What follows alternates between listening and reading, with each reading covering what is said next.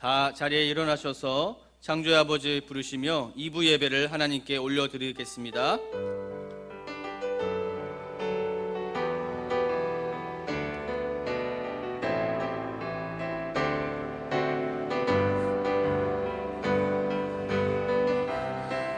창조의 아버지 그 섭리 보이사 택하신 세대 일으키어 이 땅을 고치소서. 주의 뜻이 능력 만물이 사모하니 성령의 기름 부어주사 이 시간 임하소서. 주 영광 여기 임하사 열방향의 그 빛 비추소서. 주의 얼굴 구할 때 주의 은혜 머무소서.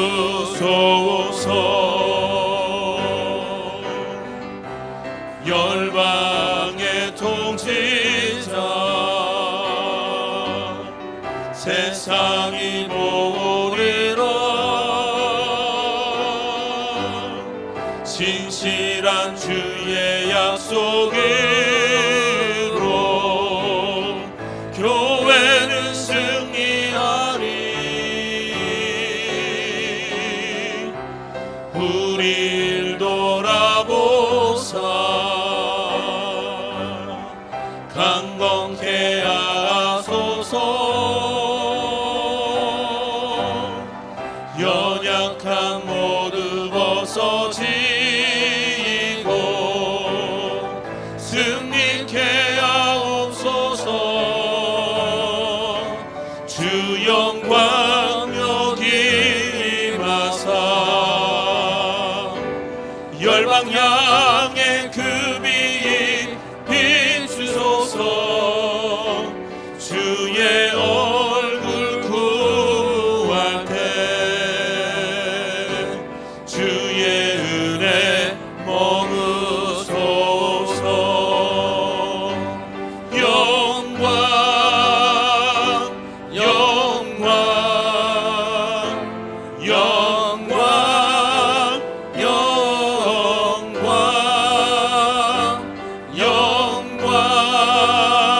영광 영광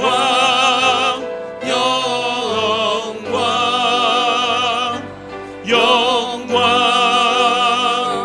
영광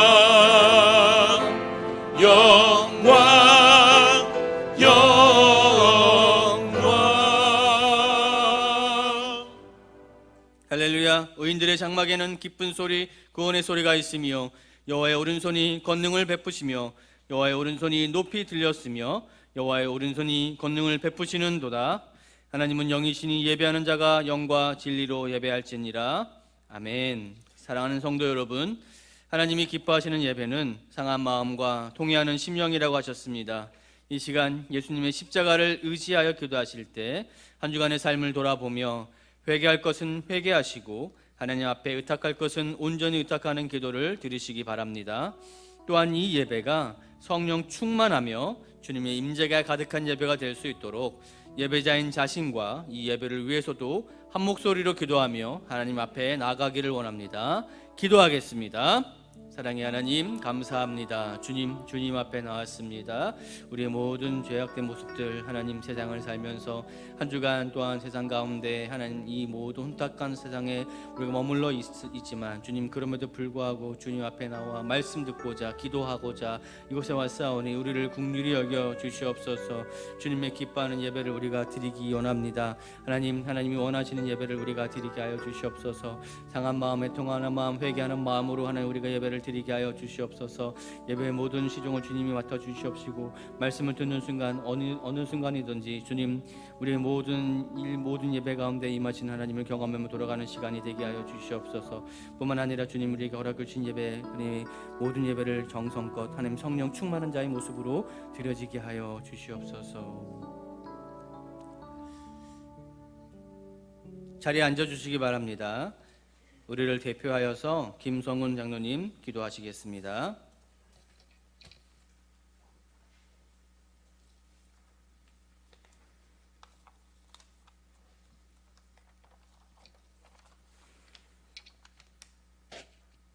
다 같이 기도드리겠습니다.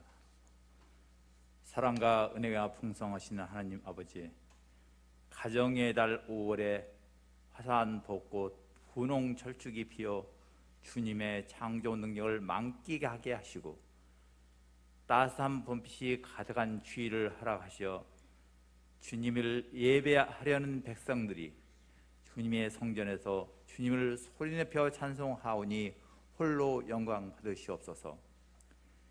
지난 일주일도 하나님을 섬겨함에도 세상의 안녕과 풍조에 빠져 경건한 삶보다는 내 욕망을 채우며 살았음을 주님께 회개하오니 저희를 불쌍히 여겨 주시옵소서.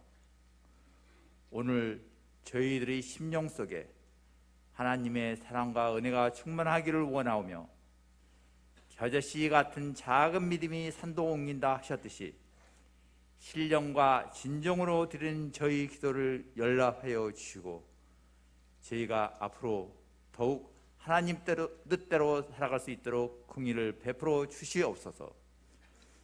좋으신 하나님, 저희 기도에 응답하시어 코로나가 소멸되게 하시어 저희 일상이 자유롭게 만나고 찬송하게 하시고 어려울 때 주님이 강한 팔로 저희를 붙들어 주심을 감사드립니다. 또한 어린이날, 어버이날, 승인날로 분주했던 5월 한 달 동안 저희들을 선하게 인도하여 주시고 주님의 백성으로 살아갈 수 있도록 보호하여 주심을 감사드립니다. 그럼에도 아직도 세계는 코로나 후유증, 러시아의 우크라이나의 전쟁으로 경제가 어렵습니다. 이제 우리나라도 윤석열 대통령을 비롯하는 위정자들이 주님의 뜻에 따라 공정하고 현명하게 국민을 위한 새 정부를 잘 이끌어갈 수 있도록 솔로몬의 지혜를 주시고 인도하여 주시옵소서. 더욱 북한에서 이제 악화되는 코로나 발생과 북한 핵무장으로 더욱 공평한 생활을 하는 우리 형제 자매들에게도 주님의 은총이 있기를 간절히 기도드립니다. 아울러 주님의 반석 위에 세우신 사랑교회 예배가 살아날 수 있도록 인도하여 주시옵고 성도님들의 가정 건강과 믿음이 충만하도록 이끌어 주시옵소서. 끝으로 우리의 간절한 기도가 모두 주님의 보좌 앞에 상들되어서 실현될 수 있도록 은혜를 주시옵고 오늘 예배의 시용을 주님께 부탁드리며 오늘 선포되는 말씀이 참석한 성도님들의 신념신중에 은혜, 사랑, 믿음이 풍성히 넘치게 하시옵소서. 이 모든 말씀을 살아계신 우리 주 예수 그리스도 이름 받들어 간절히 기도드렸습니다. 아멘.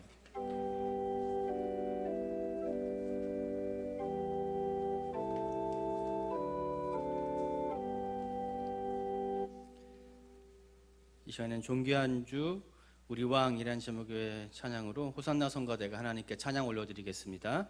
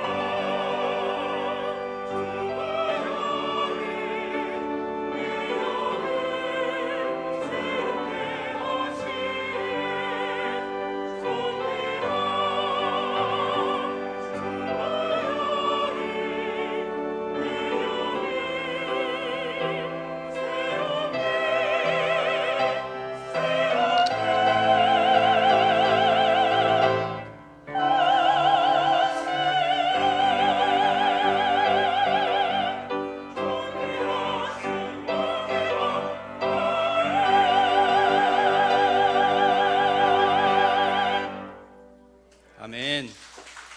귀한 찬송 감사합니다.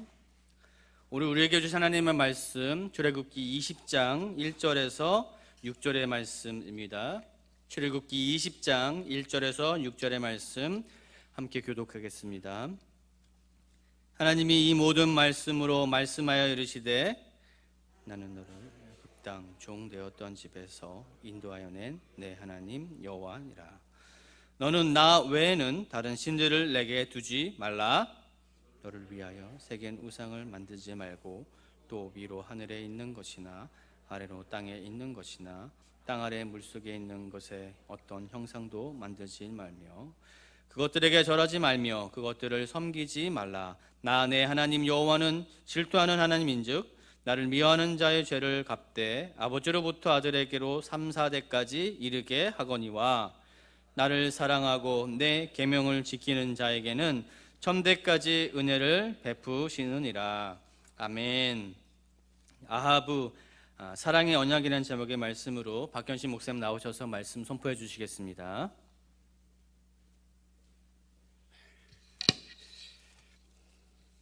(2018년) 세계 결혼이 있었습니다. 영국의 해리 왕자라는 분이 왕족이죠. 아주 뛰어난 가문, 아주 영예로운 가문이라고 알려져 있는 이 해리 왕자가 전통을 깨고 일반인이었던 메건 파컬이라는 여인과 결혼을 했습니다. 그 결혼 장면을 제가 잠깐 보았는데 아주 10만 명이 운집을 해서 그 영국의 왕족이었던 이 왕자가 일종의 평민이죠. 또 인간적으로는 혼혈이었고 이용 경력까지 있는 여인을 신부로 맞이하는 이 장면을 전 세계에서 아주 주목해서 보았습니다. 그래서 이 왕자가 이 여인을 사랑하는 것이 화제가 되었죠. 그죠? 여러분, 저도 어제 놓쳤습니다. 어제 부부의 날이었는데 그냥 지나가는 바람에 박해가 시작되었습니다. 제가 생각해 보니까 제 인생에 주님을 만난 그날 외에 언제가 가장 행복했을까? 여러분 어떠십니까? 제가 생각해 보니까 20년이 딱 되었는데 제가 이제 결혼하는 그 순간이 어제 떠올랐습니다. 그날에도 제가 실수를 했습니다.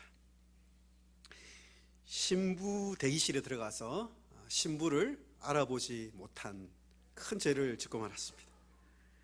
저는 그 신부 화장을 아주 많이 하는 것은 알고 있었지만 거의 변장에 가까운 그런 화장을 하고 앉아있는 그 저희 아내를 보고 제가 알아보지 못하고 잘못한 그것을 지금까지도 제가 한 번 실수하면 용서해 줘야 되는 건데 지금까지도 그 얘기를 하고 있습니다. 여인에게도 있어서 그렇고 또 신부나 또 신랑에게 있어서 결혼식은 인생 전체를 보았을 때 가장 중요한 언약식이라고 할 수 있습니다. 그래서 우리는 결혼식이라 말하지 않고 결혼 언약이라고 말을 하는 것이죠. 이스라엘 백성들에게서도 역사상 가장 중요한 Covenant Ceremony라 하는 결혼 언약이 있었습니다. 그래서 학자들은 우리가 읽었던 시내산 언약을 모세 언약이라고 부르기도 하지만 저는 이 모세 언약, 시내산 언약이라는 말도 좋지만 하나님과 이스라엘, 남편된 하나님과 신부로 하나님께서 맞이하는, 이스라엘을 신부로 맞이하는 이 공식적인 결혼 언약이라는 말이 더 영적인 의미가 있는 것 같아요. 이스라엘 백성들의 역사에 있어서 하나님이 그 이후에 모든 역사를 시작하는 사실상 공적인 관계의 출발점이 오늘 읽었던 출애굽기 20장부터 24장에 나오는 결혼 언약, 하나님과의 이스라엘의 시내산 언약이라고 우리가 기억해야 됩니다. 그래서 이 이후에 사실 모든 구약의 말씀과 신약의 말씀도 이 시내산 결혼 언약을 끊임없이 반복하면서 하나님의 백성이 어떻게 살아야 되는지를 말씀하는 가장 중심 축이 되고 토대가 되고 있습니다. 이후에 말씀드리겠지만 이 모세 언약, 다시 말하면 이 시내산 언약이 끝난 것이 아니라 예수님께서 이 말씀을 성취하시고 완성하신 다음에 우리에게도 여전히 유효하게 요구하시는 하나님의 명령과 법이라는 것을 우리가 기억하면서 이 말씀을 들었으면 좋겠습니다. 그렇다면 이 시내산 언약, 결혼 언약의 가장 중요한 언약의 원리가 뭔가? 이것이 우리와 하나님과의 관계에서 가장 중요한 관계의 법칙이자 절대적인 신앙의 원리가 되겠죠. 첫 번째가 오늘 읽었던 십계명의 이 시작점이 어디인가 좀 살펴보기를 원합니다. 물론 출애굽을 한 다음이라는 배경도 중요하지만 이 십계명이 하나님께서 우리에게 주신 어떤 절대적인 율법의 명령, 그것도 맞죠. 하나님께서 이 명령을 지켜야만 생명을 얻고 지켜야만 축복을 얻는 하나님의 절대 명언법이라는 것도 맞지만 사실 그 20장 앞에 있는 19장 4절에서 6절까지 보면 하나님께서 이 십계명을 지키기도 이전에 이 십계명이라는 하나님과의 시내산 언약을 비준하기도 전에 이미 하나님께서 이스라엘 백성들을 하나님께서 독수리 날개로 너희를 업어서 내가 인도했고, 지금 1년 지났습니다. 하나님께서 출애굽한 다음에 광야에서 독수리가 이제 어미가 이 새끼를 날개에 얹고 날아가는 이 모습을 하나님께서 보여주시면서 5절과 6절에 이렇게 나와 있습니다. 세계가 다 내게 속하였나니 너희가 내 말을 잘 듣고 내 언약, 히브리어로 베리티라고 합니다. 내 언약을 지키면 너희는 모든 민족 중에서 내 소유가 되겠고 너희가 내게 대하여 제사장 나라가 되며 거룩한 백성이 되리라. 이 말씀은 여러분 기억하시죠? 베드로가 제일 좋아했던 말씀이라고 생각이 들어요.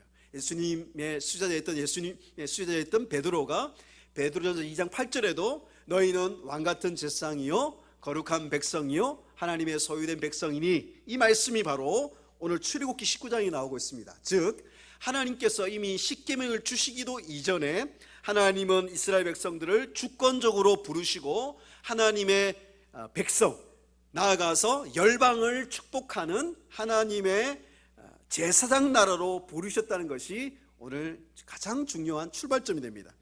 하나님께서 오늘 19장에 보시면 강림하다라는 단어가 3번 나옵니다. 하나님께서 그저 명령을 주시고 지켜라 그러면 축복을 주고, 지키지 않으면 하나님의 심판이 있다 이렇게 말씀하시면 끝날 문제인데, 하나님께서 얼마나 이스라엘 백성들을 사랑하고 만나고 싶었으면 오늘 특별한 장면이 나옵니다. 하나님께서 11절에 강림하시다, 18절에 하나님께서 강림하시고, 그 다음에 또 넘어가서 20절에 하나님께서 시내산에 강림하셨다. 이것이 일종의 지금으로 말하는 대면 예배라고 볼 수 있겠습니다. 하나님께서 우리에게, 이스라엘 백성에게 직접 임해서 하나님과 이스라엘 백성들의 그 공식적인 언약 관계가 출발하게 됩니다. 하나님이 얼마나 설레고 또 기다려지고 이스라엘 백성들과 그 결혼 언약 관계를 맺고 싶으셨으면 이 신약 시대도 아닌데 하나님이 직접 강림해서 하나님이 임재하셔서 하나님이 이 이스라엘 백성들과 언약 관계를 맺고 있습니다. 하나님의 주권적 은혜에서부터 이 언약 관계가 시작된다는 것을 말씀하고 있습니다. 그래서 20장 2절에 나는 너를 애굽 땅 종되었던, 너를 인도하였던 하나님이다. 이건 지난주에 말씀드렸다시피 고대 근동의 언약과 공통점인데요, 모든 언약의 출발점은 언약을 맺는 왕 혹은 주인이 어떤 분이신지를 선포하면서 시작됩니다. 하나님이 자신에 대해서 소개할 것이 굉장히 많으신 분인데 애굽 땅에서 인도하여낸 여호와다. 이것이 하나님이 이스라엘 백성들에게 언약 관계를 맺는 하나님의 속성에 대해서 가장 알리고 싶었던 것이죠. 하나님의 은혜를 기억하라는 겁니다. 너희에게 언약을 맺는 하나님이 얼마나 너희를 먼저 사랑하고 찾아오고 또 애굽 땅에서 인도해는 그 은혜의 하나님이라는 것을 말씀하고 있습니다. 저희가 이제 언약적인 관점에서 보면 언약의 서문이 되고 2절에는 3절부터 우리가 잘 아는 17절까지 십계명 되어 있는, 십계명이라는 말보다는 사실 10가지 언약의 말씀이라는 표현이 훨씬 좋겠습니다. 데칼로그라고 합니다. 데카라는 게 열이고 로그라는 건 말씀이니까 데칼로그라고 합니다. 십계명을 데칼로그라는 게 뭐냐 하면 하나님이 언약 백성들, 우리와 언약을 맺을 때 가장 절대적으로 기억하면 좋겠다고 하신 언약의 내용들이 바로 십계명인 거죠. 십계명의 그 10가지 계명은 계약의 언약의 내용이자 언약의 무조건적인 조건성을 담고 있는 하나님의 성품을 반영한 계명이라고 보시면 되겠습니다. 그래서 하나님의 이 주권적 은혜에서 출발했기 때문에 이 십계명, 다시 말해 하나님의 언약의 10가지 말씀에 가장 중요한 원리가 6절에 들어 있습니다. 이후에 모든 구약의 명령, 신약의 모든 명령에서 출발점과 기초가 되는 게 6절입니다. 6절을 다시 한번 읽어보겠습니다. 시작. 나를 사랑하고 내 계명을 지키는 자에게는 천대까지 은혜를 베푸느니라. 여기 주목해야 될 두 가지 단어가 있습니다. 사랑이란 단어와 은혜입니다. 한글 성경은 사랑이 먼저 나왔지만 원문에서는 하나님이 우리에게 은혜를 천대까지 베푼다. 은혜가 먼저 나오고요. 그래서 제가 첫 번째 원리가 주권적 은혜라 그랬습니다. 하나님이 우리를 거룩한 제사장으로 제사장나라로 부르시고 또 하나님 우리에게 조건 없이 언약을 맺어주시는 그 하나님의 그 언약의 첫 번째 출발점이 뭐라고요? 6절에 은혜. 은혜를 히브리 성경에는 헤세드 많이 들어보셨죠? 지난주에 아브라함 언약 때도 말씀드렸습니다. 언약의 가장 중요한 정신은 원리는 하나님의 조건 없는 사랑으로 표현되는 헤세드라는 겁니다. 그런데 그 단어로 요약되는 것이 아니라 단순히 6절에 보면 나를 사랑하고, 이 사랑이란 단어는 다른 단어를 쓰고 있습니다. 이걸 오늘 설교의 제목이기도 한데요, 아하브라는 단어, 히브리 아하브. 이 아하브라는 건 뭐냐 하면 하나님의 이 주권적 은혜에 감사해서 감동되어서 그리고 자발적으로 그 다음에 우러나와서 하나님을 향한 사랑으로 표현된 것을 아하브라 그럽니다. 그러니까 이 언약의 상대적인 서로 상호적인 두 단어가 뭐냐면 하나님 우리를 주권적으로 조건 없이 헤세드 은혜를 베푸고 그것도 천대까지, 그죠? 은혜를 베푸는 하나님이시고 우리는 뭘 해야 돼요? 지난주에 아브라함은 할례로 상징되는 하나님을 향한 사랑의 충성을 다짐하고 삶을 드린 것처럼 오늘 나를 사랑하고 하나님을 아하브, 하나님을 사랑하는 것이 10가지 계명의 정신이자 핵심입니다. 당시 고대 근동에도 여러 언약이 있었다고 말씀드렸는데 공통점은 이런 구조는 비슷하지만 차이점이 있습니다. 그건 뭐냐 하면 오늘 등장하는 은혜라는 단어라고 지난주에도 말씀드렸습니다. 그 어떤 국가 간의 조약도 그 어떤 계약도 헤세드의 개념은 없습니다. 헤세드는 무조건적이라고 그랬습니다. 어떤 사람과의 관계도 그 당시에 수많은 나라와의 관계, 왕과 종과의 관계도 조건적인 것이지, 언약은 하나님과 우리 관계처럼 조건 없는 헤세드의 관계는 하나님의 언약이 유일하다는 거예요. 그 언약의 조건으로, 언약의 유효함으로, 언약의 관계로 들어온 것이 우리라는 것이죠. 자, 그러면 이 10가지 계명도, 자, 오늘 제가 하나하나 설명드리진 않겠습니다. 십계명 강해는 아니기 때문에 다음에 우리 목사님 통해서 들으시고, 이 10가지 계명도 한 가지로 요약되는 겁니다. 자, 보세요. 언약 조건이 나오죠. 3절부터 17절까지 언약 조건이 나오는데 이걸 이제 covenant stipulation이라 그러는데, 언약의 이 내용 조건이 10가지 나오는데 첫 번째가 뭡니까? 하나님 외에 다른 신 섬기지 말라. 그렇죠. 하나님을 아하브 정말 사랑하는 마음이 있으면 다른 신 섬기지 않겠죠, 그죠? 심지어는 만몬의 우상, 이 돈의 우상, 예수님이 하나님과 만몬을 동시에 섬길 수 없다고 말씀하신 적이 있는데 하나님과 돈을 우상으로 섬기지 않겠죠, 그죠? 그래서 하나님을 사랑하는 마음에서 4절에 우상 만들지 말고 그 다음에 절하지 말고 섬기지 말라, 3가지 명령이 나오는데 당연히 우상을 만들거나 섬기지 않겠죠. 이 섬기다는 말이 아바드라는 히브리어인데, 아바드라는 말은 굉장히 중요합니다. 왜냐하면 구약에서 이 예배하다, 하나님을 예배하다는 단어에서 가장 중요한 게 아바드입니다. 원래 극진한 존경심으로 절하다 이런 뜻이거든요. 여러분 여기 예배 자리에 오셨는데 코로나가 여전히 진행되고 있지만 저는 기도하는 것이 있습니다. 하나님 한국교회에, 그리고 우리 다음 세대 가운데 하나님 대면 예배가 온전히 회복되게 해 주십시오. 여러분 물론 영상으로 드리는 것도 대면 예배라고 볼 수도 있지만 오늘 말씀에도 마찬가지죠.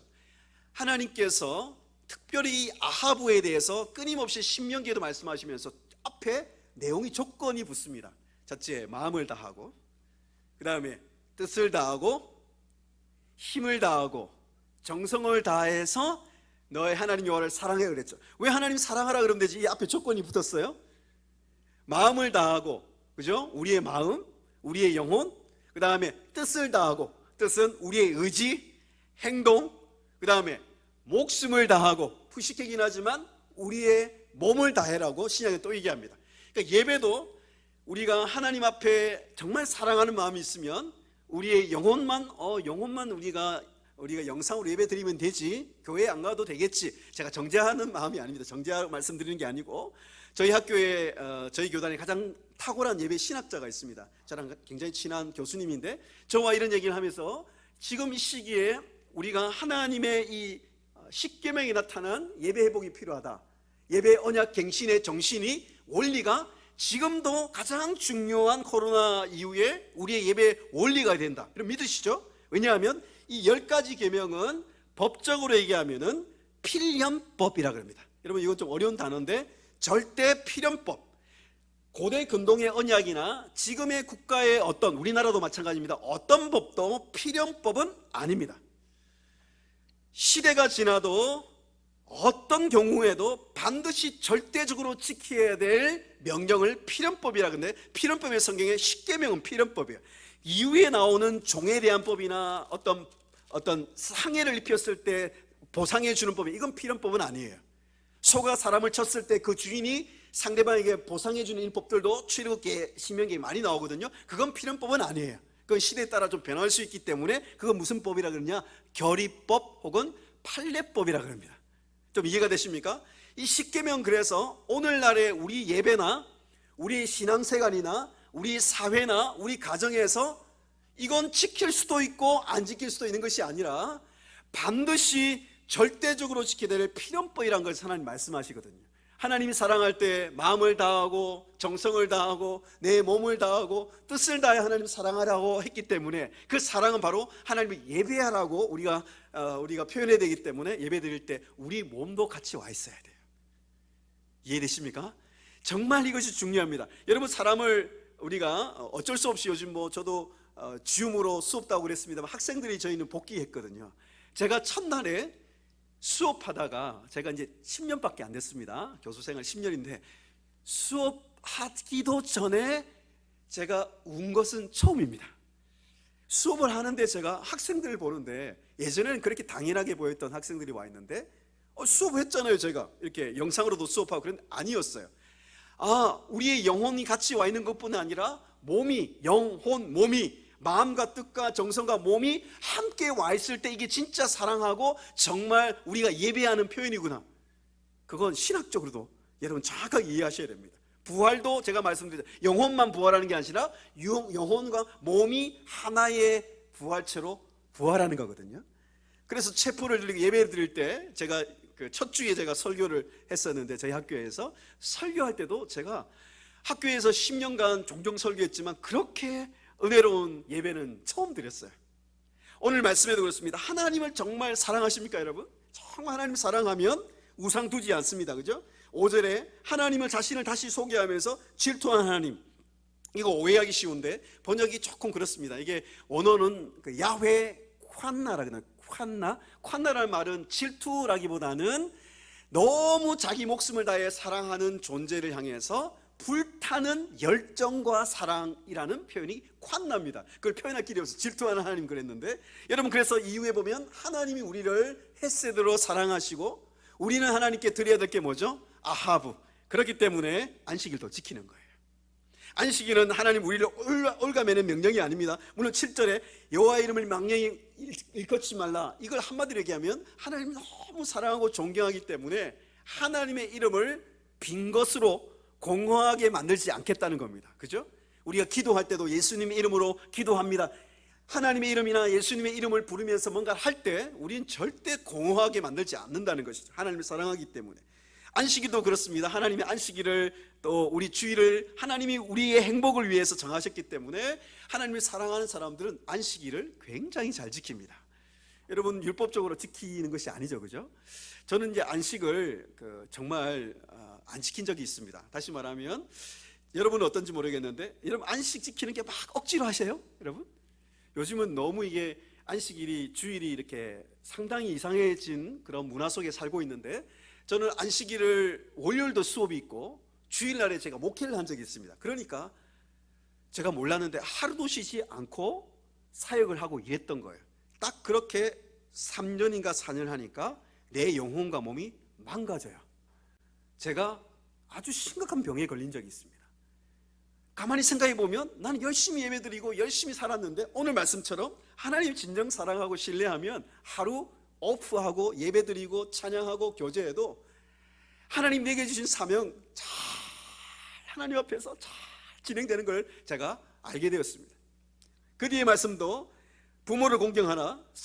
4계명과 5계명만 긍정적인 명령이고, 그죠? 그래서 그 다음에는 다 하지 말라인데 전부 다 하나님을 사랑하는 마음에서 우리가 두 번째 원리를 말씀드리고 있습니다. 하나님을 사랑하는 마음에서 우리가 하나님을 향한 언약의 충성과 고백을 하는 것이 10계명이라는 말씀을 드리고 있는 겁니다. 하나님 우리를 주권적으로 헤세드 사랑하시고 우리는 하나님을 향한 사랑으로 이 10가지 언약의 계명을 지키고 또 우리가 순종하는 거죠. 부모님 공경하는 것도 그렇잖아요. 하나님 사랑하는 사람들은 부모님이 지난주 말씀드린 거예요. 부모님 통해서 우리가 하나님 사랑을 배웠고 부모님의 희생을 잘 알기 때문에 부모님 향한 사랑이 우러나오는 거죠. 그죠? 살인하지 말지니라 이것도 하나님을 향한 사랑, 아부 마음 있는 사람들은 단순히 어떤 죽이는 나 살인한 적이 없는데 그게 아니고 신약 성경에는 서로를 미워하고 이런 것도 살인이라 그랬기 때문에 이 살인한 것이 우리 가운데 들어오지 못하는 거죠. 용서하지 못하고 막 증오하고 있는 거. 조금 더 제가 시간이 없지 말씀드리고 싶은 거는 하나님을 사랑하는 마음에서 모든 10계명이 이루어질 뿐 아니라 이후에도 나옵니다. 사회의 모든 법들도 하나님의 이 헤세드 정신이 반영되어서 법이 이루어져야 됩니다. 예를 들어서 낙태법 이런 것들이 미국도 지금 아주 첨예하게 지금 진행되고 있는데 저는 잘 이해합니다. 정말 비극적인 상황에서 이 아이가 생길 수는 있지만 퍼센티지 굉장히 낮아요. 그런 경우가 있지만 아이의 생명에 대한 결정권은 죄송하지만 사람에게 있지 않습니다. 아이의 그 생명권은 생명의 주인이신 하나님께 있거든요.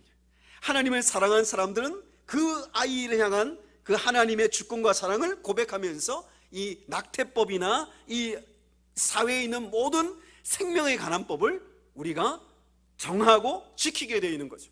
그죠? 간임하는 것도 하나님을 사랑하는 마음으로 우리가 언약을 맺었고 결혼도 우리가 언약을 맺었기 때문에 우리가 간음이라는 것 단순히 제도나 법이 아니라 하나님을 사랑하는 마음으로 지키게 되는 거죠. 그래서 우리나라의 그런 성적인 윤리와 관련된 법들이 정말 이상한 방향으로 지금 가고 있습니다. 유럽처럼. 그것도 우리가 하나님을 사랑하는 마음으로 바꿔 나가야 되는 거죠. 도적질하는 것도 마찬가지고 거짓 증거하는 것도 마찬가지고 탐내지 않은 것도 하나님을 사랑하는 사람들의 이 마음에서 우러나와서 우리에게 지켜지는 것이라고 오늘 두 번째로 말씀하고 있습니다. 여러분 좀 지나긴 했지만 여러분 혹시 그 영화 처음에는 이제 드라마로 만들어졌는데 그 데칼로그라는 10가지 그 드라마 나중에 영화화 되었는데요.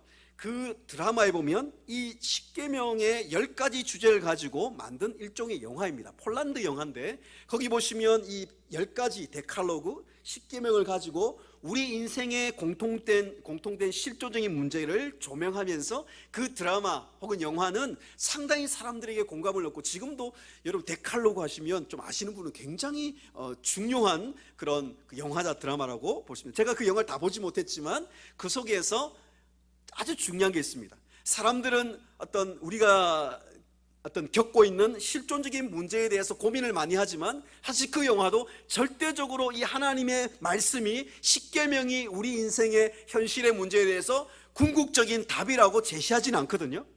여러분 우리가 이 10계명을 우리가 받았을 때 이스라엘 백성들이 이 언약의 말씀이 약속의 땅에 들어갔을 때 이 언약의 말씀을 지키고 사랑의 마음으로 지킬 때 이스라엘 백성들은 이스라엘이여 너는 행복자로다. 신명기 말씀이 사실은 언약의 내용에 대한 모세의 설교잖아요. 그죠? 그런데 이스라엘 백성들이 그 말씀을, 언약의 말씀을 지킬 때 그 모세의 말씀처럼, 모세를 통해 주신 말씀처럼 이스라엘이여 너는 행복한 자로다, 진짜 약속의 땅에서 행복한 삶을 사는 것을 보고 있거든요. 여러분 어떠십니까?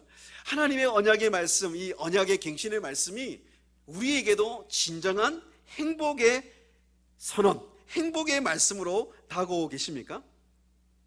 여러분 지금 포스트 코로나 시대에 여러 가지 이슈들이 많이 있습니다. 그 중에 제가 한 가지만 예를 드리겠습니다. 이건 여러분 좀 어려운 얘기가 될 수 있지만 여러분 기도해야 될 문제이기도 하고 우리가 말씀으로 앞으로 잡아나가야 될, 우리가 함께 고민하고 우리 자녀들이나 혹은 여러분 직장 가운데 이것을 우리가 세워놔야 될 문제입니다. 이건 우리나라뿐 아니라 온 세계의 가장 큰 이슈가 뭐냐 하면 이 뉴노멀이라는 이 코로나 이후에 완전히 사회가 변화되면서 우리 가운데 있는 다양한 윤리적인 이슈들이 등장하기 시작했습니다. 그죠? 윤리라는 것은 어떤 선택을 해야 되는데 상당히 선택하기 어려운 문제들이 우리 삶 가운데 굉장히 많이 있습니다. 예를 들어 보겠습니다. 제가 목회했던 그 미국의 한 집사님이 자신이 직업이 뭐냐 하면 여러분 제가 이 말씀을 드릴 때 오해하지 마십시오. 유전자를 이렇게 연구하는 분이었는데 자기가 유전자를 이렇게 연구하면서 굉장히 실력이 좋으세요. 그래서 미국의 그 대학들이 막 초빙을 해가는 아주 뛰어난 기술을 가진 과학자이신데 어느 순간에 이 유전자를 자신이 조작을 해야 되는 선택을, 아시겠습니까? 하나님 만드신 우리의 DNA 유전자를 조작하거나 크리스퍼 가위라는 어떤 인위적인 어떤 가위입니다. 가위를 통해서 우리 인간이 가지고 있는 앞으로 생길 병이라든지 혹은 산모가 아이를 가졌을 때 그 아이가 어떤 문제가 있을 가능성을 가지고 그 아이의 유전자를 인위적으로 조작을 하는 그 순간이 오게 된 거예요. 이걸 선택하면 자신의 말로는 엄청난 돈과 명예와 학문적인 명예를 얻을 수 있는 거예요. 근데 저에게 뭐라고 목사님 어떻게 하면 좋을까요? 성경에 이런 내용은 없지만 십계명이나 하나님의 명령에 비추어 볼 때 이런 선택을 어떻게 하면 좋을까요? 제가 물었습니다. 집사님 이미 답을 알고 계신 것 같습니다. 물었어요. 왜냐하면 십계명에 답이 있거든요. 그래서 그 집사님이 그런 거예요. 하나님, 생명의 하나님, 십계명의 이 언약의 말씀에 비추어 볼 때 이건 안 된다는 거죠. 그래서 그걸 포기했습니다. 수많은 엄청난 돈과 자신의 명예와 학문적을 딱 포기했어요. 여러분 그분이 망했을까요? 아니요, 더 좋은 곳으로 하나님 인도하십니다. 여러분 그런 뿐 아니라 오늘 우리 자녀들도 앞으로 엄청난 윤리적인 문제들을 선택하기 어려운 문제가 있을 때 그것을 결정하는 것은 상황에 따라 바뀌는 것이 아니라 영원토록 변함이 없는 하나님의 언약의 말씀의 절대 원리를 누가 붙잡고 있느냐의 싸움이 앞으로 가장 중요한 원리가 된다는 것을 말씀드리고 싶습니다.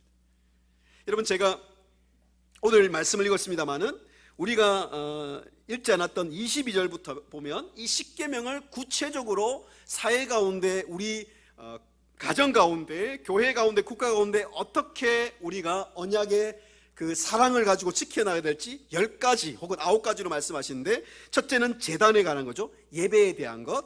그 다음에 21장에 종에 관한 법도 나옵니다. 지금 우리는 종이 없지만 실제로 어떤 비정규직이라든지 또 가난한 자들, 그리고 상당히 불리한 어떤 사회의 어떤 지위를 가지고 있는 사람들, 그런 사람들이 적용될 수 있는 말씀이 나옵니다.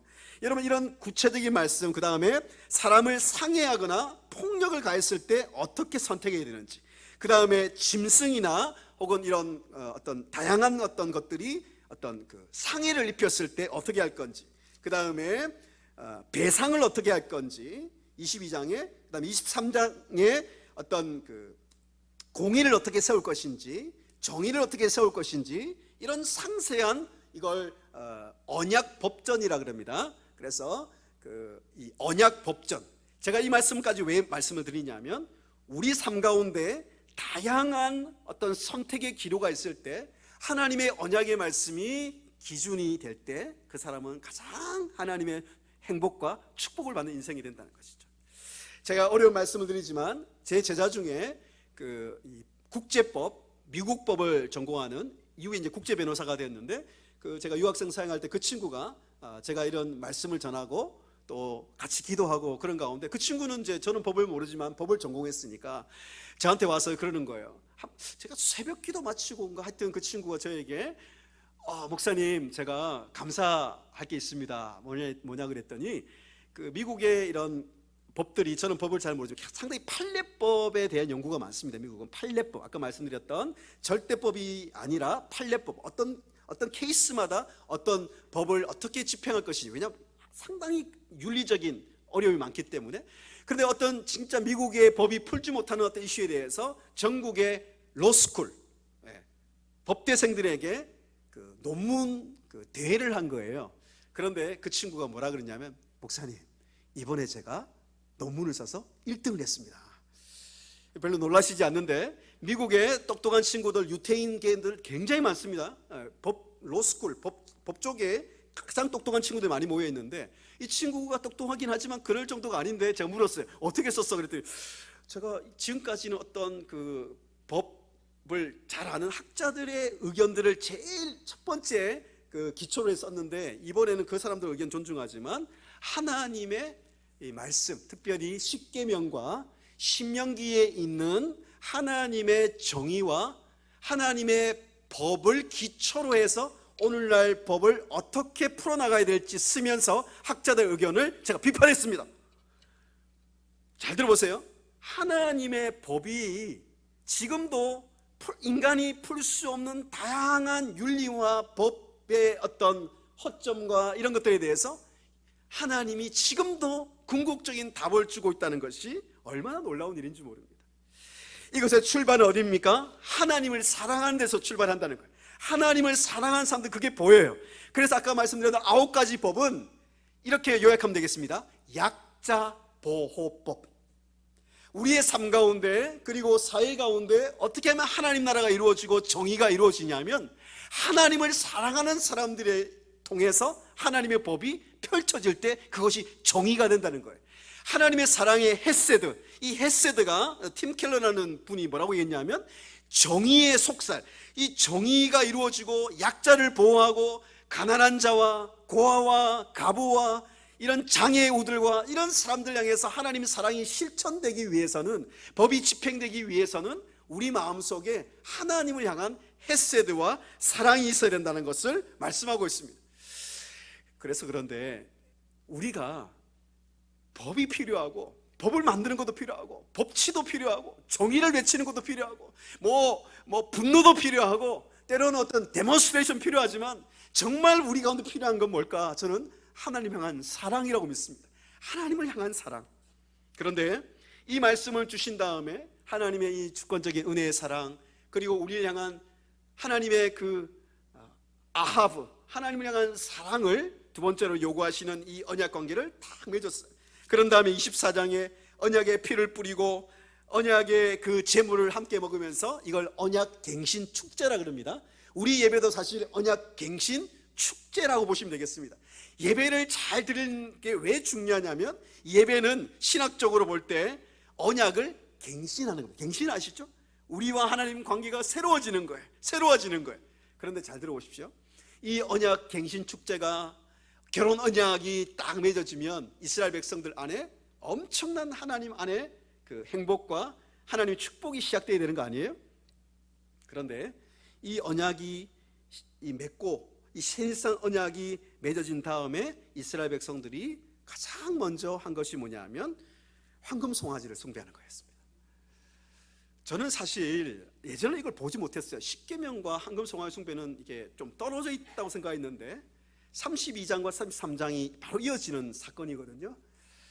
하나님과 이스라엘 백성들의 가장 아름답고 위대한 결혼 언약이 있음 바로 다음에 이스라엘 백성들이 하나님 말씀하셨잖아요. 너희가 나를 사랑하면 그 사랑의 첫 출발은 다른 신을 하나님 외에 다른 신을 두지 않는 거라고 말씀드렸잖아요. 우상을 아바드 섬기지 않는 거라고 하나님이 말씀하셨잖아요. 정말 너 사랑하니 나를? 그러면 너는 우상을 섬기지 않을 거야. 나는 네가 그래줄 줄 믿어. 하나님 정말 사랑의 고백을 서로 한 것인데 황금 송아지를 만들어 놓고 숭배했습니다. 저는 이 가운데 이 장면 속에서 저의 모습을 보고 때로는 우리의 죄악의 모습을 보아야 한다고 생각해요. 하나님 우리에게 이렇게 가장 극진한 결혼 언약의 은혜를 주셨는데 우리는 여전히 황금 송아지를 숭배하는 그런 사람은 아닌지. 그래서 이 황금 송아지 숭배는 이스라엘과 하나님과의 결혼 언약을 파기시키는, 쨍그랑 깨버리는 그런 사건이라고 이야기할 수 있습니다. 사실 여기서 끝난 것이죠. 그래서 하나님이 이렇게 선언했습니다. 너희는 약속의 땅에 올라가라. 나는 같이 올라가지 않을 것이다. 하나님 선언을 했어요. 우리로 말하면 결별 선언을 하신 것이죠. 하나님과 이스라엘 백성들과의 결혼이 파기되어 버린 거예요. 여러분, 제가 언약을 뭐라고 말씀드렸습니까? 결혼 언약은 베리트, 쪼개지다는 뜻인데 언약은 깨어질 수 있는 것이 언약입니다. 깨어져요. 그래서 모세와 여호수아가 기도하면서 하나님 앞에 긍휼을 구합니다. 그러면서 붙잡아야 돼. 잘 들어보십시오. 우리가 붙잡아야 될 유일한 하나님과 관계 속에서 다른 것 다 깨어지고 사라져도 영원토록 우리가 붙들 수 있는 딱 한 가지가 있습니다. 뭔지 아십니까? 하나님은 나의 하나님이시고 우리는 하나님의 백성입니다. 하나님은 우리에게 언약을 주신 분입니다. 하나님, 우리는 언약을 깨뜨렸다 할지라도 하나님은 그 언약을 버리시지 않는 분이심을 저희들 믿습니다. 이 언약을 붙드는 거예요. 우리는 깨뜨려도 하나님은 깨뜨리지 않는다고 약속하셨거든요. 그래서 그 언약을 붙들고 기도할 때 하나님께서 이렇게 말씀하시죠. 하나님의 마음이 그래서 변화했다는 표현이 성경에 종종 나옵니다. 하나님의 마음이 변치 않으신 분이시지만 하나님이 언약을 깨뜨린 다음에 이스라엘 백성들이 회개하고 언약을 갱신하고 하나님의 그 아하브 사랑을 고백할 때 하나님 마음이 바뀌었다고 성경에 고백하는 순간이 종종 그런 순간인 거예요. 하나님 마음을 바꾸어 주시거든요. 같이 안 올라가겠다고 하나님 파기 선언했잖아요. 그런데 하나님이 같이 올라가신다고 다시 하나님이 고백해 주십니다. 이걸 뭐라고 그러냐? 언약 갱신의 회복입니다. 코로나 이후에 우리에게 가장 필요한 것은 무엇입니까? 언약 갱신을 통해서 하나님의 그 사랑을 다시 경험하는 것뿐 아니라 하나님 향한 우리의 사랑을 다시 회복하는 것이에요. 여러분, 가장 위대한 언약 체결을 위해 가장 심각한 언약의 배신으로 관계가 깨어졌을 때 정말 놀라운 것은 가장 위대한 하나님의 소개가 나옵니다. 성경에 하나님 자신이 I am who I am, 하나님이 자기 자신을 소개하는 가장 중요한 그 하나님의 계시가 이 황금 송아지로 인해서 깨어진 언약 관계, 다 깨어졌을 때 하나님이 언약 갱신을 통해 주신 말씀입니다. 출애굽기 34장 6절, 이 말씀은 꼭 암송하시고 우리 자녀들에게 가르쳐야 돼요. 여호와라 자비롭고 은혜롭고 노하기를 더디하시며, 다시요, 자비롭고, 한번 따라하겠습니다. 자비롭고 은혜로우시며 노하기를 더디하시며. 이 세 가지. 자비는 우리가 언약을 깨뜨렸을 때 심판해야 되는데, 그러니까 쉽게 말해도 심판 나오죠? 3, 4대까지 심판한다 그랬잖아요. 심판을 해야 될 자에게 심판하지 않는 게 자비예요. 자비가 먼저 나오는 거예요. 그래서 우리는 예수님 통해서 심판 받아야 될 존재들이 예수님 대신 심판을 위해서 받지 않는, 자비롭고. 그다음 은혜는요, 헤세드, 은혜는 뭐죠? 자격이 없는 우리에게, 받을 자격이 없는데 하나님의 축복을 천대까지 주시는 게 은혜예요. 그래서 자비롭고 은혜로우시며, 그 다음에 노하기를 더디하시며. 이게 왜 나올 거예요? Slow to anger. 이 다윗이 시편에서 가장 많이 고백하는 게 주는 자비로우시고 은혜로우시며 노하기를 더디하시며. 이거 그냥 주문식으로 외우는 게 아니에요. 이 하나하나가 내 삶에 얼마나 깊이 경험되는 게 신앙생활이거든요. 여러분, 하나님 자비 진짜 깊이 경험해 보셨습니까? 저는 지난주에도 자비를 경험했어요. 하나님의 긍휼. 나 심판받아가 이 끝장나야 될 내 인생이더라고요. 그런데 하나님, 예수님 때문에 자비 베풀어 주십니다. 그 다음에 하나님의 언약의 은혜. 지난주에도 우리 가정에 하나님이, 이 자격 없는 우리 가정에 하나님이 엄청난 축복의, 언약의 축복의 은혜를 주시더라고요. 그죠? 내 삶 가운데 그렇고. 한 사람이 1000명을 감당할 것이며 여호수아 언약에 나오는 건데 저희 학교 신학대학원 학생들 한 1000명 되거든요. 정말 문자 그대로 제가 그 영적인 거지만 제가 이 1000명의 목회자 후보생을 제가 가르치고 있더라고요. 근데 깜짝 놀랐습니다. 제가 1000대까지 한 사람이 1000명을 감당할 것이며 하나님이 은혜로우심, 제가 하나님의 은혜를 날마다 경험하고 있거든요. 또 세 번째, 노하기를 더디하심, slow to anger. 제가 지난주에 한번 불같이 분노를 낸 적이 있어요. 저도 사람입니다. 정말 화를 내지 않는데 정말 학생들이 너무 이 수업 태도가 나빠가지고 제가 불같이 분노를 냈어요. 그런데 하나님이 오늘 이 말씀 통해서 노하기를 더디하시고, 여러분 하나님 우리가 죄지을 때마다 황금 송아지 우상 숭배할 때마다 화냈으면, 살인할 때마다, 간음할 때마다, 도적질할 때마다, 그죠? 십계명에 있는 그 말씀 하나하나 할 때마다 하나님 분노하시면 어떻게 됐을까요? 우리 여기 살아있을 분 별로 없을 것 같은데 죄송해요, 그죠? 근데 노하기를 더디하세요. 그 뒤에 말씀이 중요합니다. 인자와 진실이 많은 하나님, 무궁하신 하나님. 인자는 아까 말씀드린 대로 단어는 다르긴 하지만 아까 은혜, 헤세드와 같은 단어입니다. 하나님 우리 향한 인자와 진실은 에메트라는 그 히브리어인데, 에메트는 뭐냐면 진실 이런 뜻도 있지만 우리를 향한 하나님의 신실하심, 끝까지 언약을 지키시는 게 여기서 진실입니다. 자비로우시며 은혜로우시며 노하기를 더디하시며 인자와 신실하심이 무궁하신 하나님. 이 말씀을 언제 주셨다고요? 황금 송아지 숭배한 다음에 주신 거예요.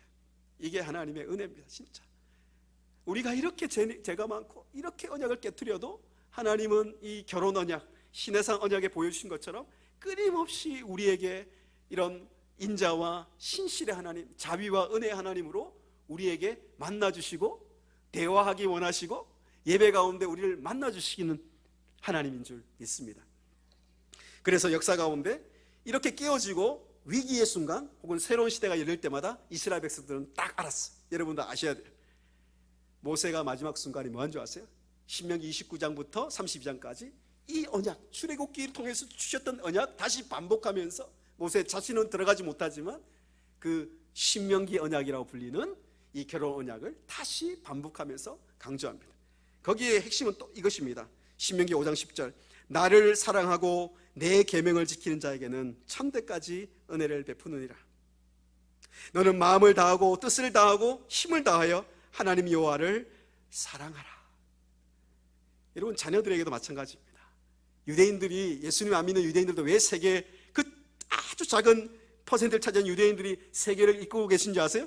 이 신명기를 어릴 때부터 여러분 아시죠? 토라, 쉐마 이스라엘 하면서 이 말씀을 끊임없이 암송하게 하고 배우게 하고, 모든 이 내 인생의 모든 일어난 일을 바로 이 하나님을 사랑하는 이 신명기 말씀 언약 법전을 통해서 모든 것을 해석하도록 교육시키기 때문에 그 작은 퍼센트 유대인들이 지금도 세계를 이끌어가고 있잖아요. 예수님 안 믿는 유대인도 많은데, 우리는 예수님을 믿고 있고 새 언약을 받은 백성들은 얼마나 여러분 우리 자녀들이 이 언약의 말씀을 가르치고 하나님의 자비와 은혜와 이 언약의 이 법전을 가르치게 된다면 우리 자녀들과 우리의 삶이 얼마나 강력한 제사장 나라에 여러분 영향력이 있겠습니까? 저는 기도하고 있습니다. 우리 자녀들도 하나님이 하나님을 마음과 뜻과 힘을 다하여 사랑하는 우리 아이들 되게 해주십시오. 여러분, 그래서 예수님께서도 마태복음 22장 37절에 40절에서 예수님께서 이르시되 너는 마음을 다하고, 단어가 바뀌어요. 목숨을 다하고 뜻을 다하여 주 너의 하나님을 사랑하라. 이것이 크고 첫째 되는 계명이니, 그죠? 여전히 유효하다는 거예요. 둘째는 이와 같으니 내 이웃을 내 자신같이 사랑하라. 하나님 모든 율법, 그래서 로마서는 사랑은 율법의 완성이다 그랬죠. 그 사랑도 아하브입니다. 헤세드, 아하브. 우리가 율법이 많이 있지만 하나님 우리 안에 이 사랑을 주십시오. 이 사랑의 마음으로 모든 것이 되는 거예요. 그래서 그리스도의 법을 성취하라도 같은 뜻이고요. 오직 사랑으로 종로로 타는 공동체를 말씀하시고, 사랑은 허다한 죄를 덮는다고 말씀하시면서 모든 법이, 사회 모든 법뿐 아니라 모든 법이 이 사랑에서 완성된다고 말씀하고 있습니다. 하나님께서 오늘 첫 번째로 주권적인 헤세드 사랑으로 우리에게 결혼 언약을 맺게 해주시고, 그 주권적인 은혜의 사랑에 우리가 아하브, 사랑으로 하나님의 십계명과 말씀을 지키라는 말씀을 주셨고, 세 번째는 하나님이 새로운 시대가 열릴 때마다, 때로는 우리가 하나님의 언약을 깨뜨릴 때마다 하나님은 새롭게 언약을 갱신해 주시는 것이 세 가지 원리라고 말씀하고 있습니다. 제가 시간이 없지만 여러분 이 말씀을 가지고 꼭 기도하시기 바랍니다. 그래서 우리나라의 모든 법과 앞으로 모든 예배와 모든 공동체, 코로나 이후에 공동체가 깨졌어요.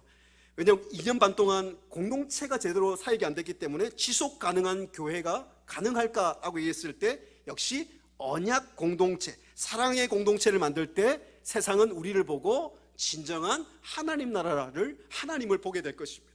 사회의 모든 윤리도, 모든 난제들도 하나님의 사랑의 언약으로 우리가 해결할 수 있습니다. 사회의 모든 정의도, 모든 공공의 이슈들도 하나님을 향한 사랑으로 미시파트, 이후에 모든 구약의 미시파트 정의가 나올 때 하나님의 사랑으로 이 미시파트 정의가 이루어진다고 말씀하고 있습니다. 오늘 이 말씀을 들으시고 하나님의 사랑으로 이 주권적 사랑을 회복하시고 하나님을 향한 언약을 사랑으로 지키시고 언약을 갱신하셔서 하나님의 축복을 누리시는 여러분 되시기를 축복합니다. 기도하겠습니다. 하나님 아버지, 오늘 이 예배를 통해서 다시 한번 하나님과의 언약, 그 결혼 언약, 그 언약 관계를 갱신해 주심을 감사합니다. 날마다 우리의 삶이 하나님과의 그 결혼 언약을 갱신하고 새롭게 하는 하나님 우리의 삶의 예배가 되게 하여 주시고, 하나님 아버지, 하나님께서 우리에게 언약을 맺으시는 그 하나님께서 우리를 먼저 찾아오시고 은혜를 주시고 왕같은 제사장으로 삼으시고 하나님 우리에게 그 헷세대의 은혜를 주시는 것을 하나님 우리가 알게 하여 주시옵소서. 하나님, 그래서 주님은 자비로우시고 은혜로우시며 노하기를 더디하시며 인자와 신실하심이 무궁하신 그 하나님이 바로 나의 하나님이시고 나의 주인이시고 왕이심을 늘 고백하게 하여 주시옵소서. 하나님이 우리에게 원하시는 건 딱 한 가지, 하나님을 향한 사랑, 아하브임을 우리가 기억하게 하여 주옵소서. 하나님 사랑하게 하여 주시옵소서. 마음과 뜻과 정성과 목숨을 다해서, 몸을 다해서 하나님을 사랑하고 예배하게 하여 주시옵소서. 하나님, 우리 삶 가운데 때로는 우상으로 인해서 하나님과의 언약 관계가 깨어진다 할지라도 하나님, 우리가 날마다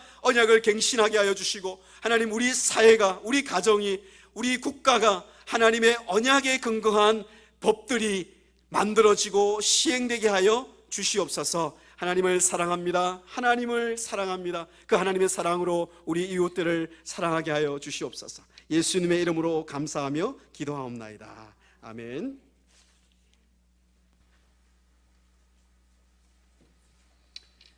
귀한 말씀 감사합니다. 찬송가 216장 1절 드림으로 봉헌을 준비하도록 하겠습니다.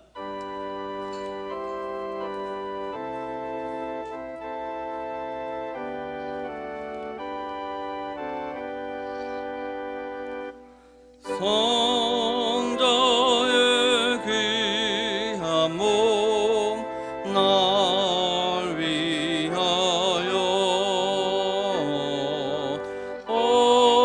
어리신 그 사랑 고마워라. 내 머리 숙여서 주님께 비는 말 너무 주님께 바치리까.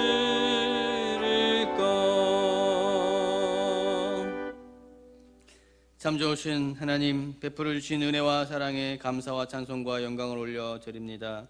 아부의 사랑, 우리 하나님이 원하셨던 그것은 하나님을 사랑하는 것이라고 하셨습니다. 주님, 우리가 그 사랑에 머물게 하여 주시고 예배의 자리에 나와 주님께 우리 모든 사랑을 표현할 수 있는 우리 믿음의 성도들 되게 하여 주시옵소서. 이 시간 지금까지 베풀어 주신 하나님의 은혜에 감사하며 또 앞으로 부어주실 은혜를 사모하는 마음으로 귀한 예물을 드리기를 원합니다.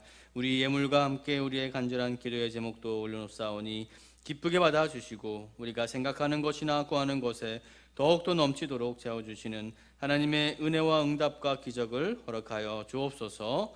이 모든 말씀 우리에게 항상 좋은 것 주시기를 기뻐하시는 예수님의 이름으로 기도합니다. 아멘. 우리 2절과 4절을 드림으로 봉헌을 하도록 하겠습니다.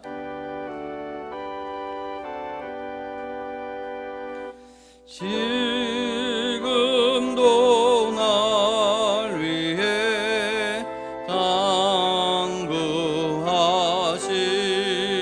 당구하심 이 옅은 믿음이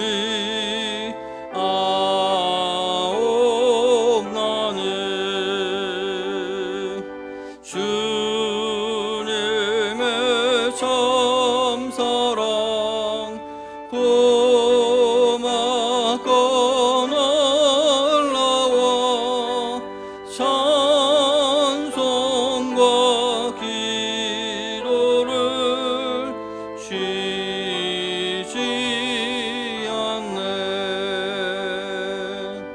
만 가지 은혜를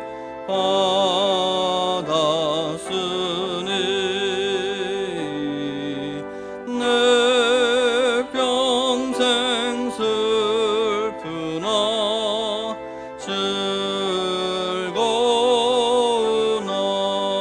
즐거우나 이 몸을 온전히 주님께 바쳐서 주님만 위하여 늘 살겠네.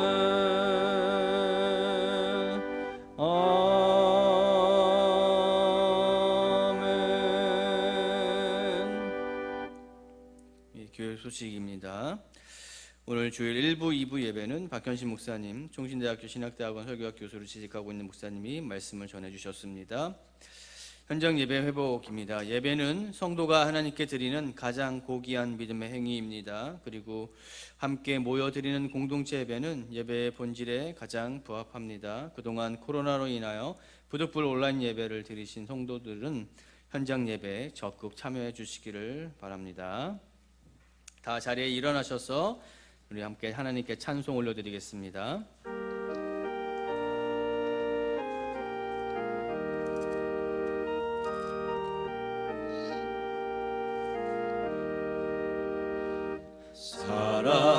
사랑하는 주님 앞에 형제자매 한자리에 크신 은혜 생각하며 즐거운 찬송 부르네. 내 주 예수 복을 받아 모든 사람 내 못나신 환난 근심 위로하고 진심으로 사랑하세. 사랑하는 주님 앞에 온갖 충성 다 바쳐서 괴로우나 즐거우나 주님만 힘써 섬기네. 우리 주님 거룩한 손 제자들의 발을 씻어 남 섬기는 종의 도를 몸소행해 보이셨네. 사랑하는 주님 예수 같은 주로 섬기나니 한 피 받아 한 몸 이룬 형제여 친구들이여 한 몸같이 친밀하고 마음으로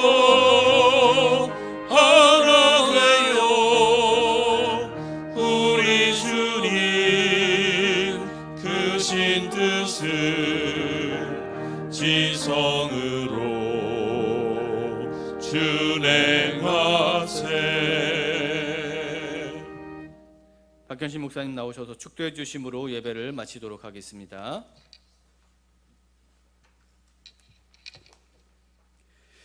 주 예수 그리스도의 은혜와 하나님의 그 헷세드의 사랑과 성령의 교통하심이 마음을 다하여 뜻을 다하여 힘을 다하여 하나님을 아하부 사랑하고 그 하나님의 사랑으로 사람들을 이웃들을 사랑하기를 원하는, 그래서 그 행복을 누리기를 원하는 사랑교회 모든 성도들과 그 자녀들을 위해 지금부터 영원토록 함께 있을지어다.